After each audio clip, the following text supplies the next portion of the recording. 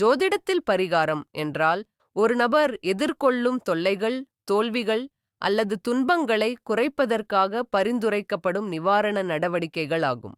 இவை சாதாரணமாக பின்வரும் வகைகளாக இருக்கும். 1. மந்திரம், ஜபம். குறிப்பிட்ட தேவர்கள் அல்லது கிரக தேவதைகளுக்கு மந்திரங்களை ஜபிக்க கூறுவார்கள். உதா. சனி கிரகத்திற்காக ஓம் சம் ஷனேச்சராய நம ஜபம்.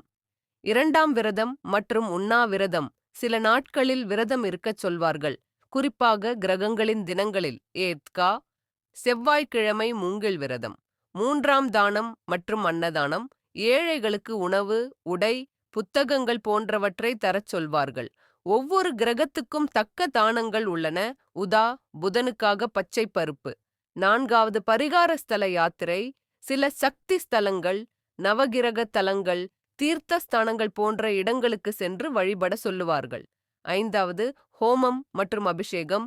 சில சமயங்களில் ஜோதிடர்கள் சுலபமாகவே தீராத தோஷங்களுக்கு ஹோமம் அல்லது அபிஷேகம் செய்ய பரிந்துரைக்கிறார்கள். ஏக்கா. ராகு கேது தோஷம், நாகபூஜை, சர்ப்பதோஷ நிவாரண ஹோமம். 6. ரத்தினங்கள் மற்றும் நவரத்னங்கள். கிரக பலம் சேர்க்க சிலர் வைரக் கற்கள் அணிய சொல்வார்கள். இது மிகவும் கவனமாகவே செய்ய வேண்டிய பரிகாரம். இந்த பரிகாரங்கள் முழுவதும் நம்பிக்கையையும் ஆன்மீக சடங்குகளையும் சார்ந்தவை.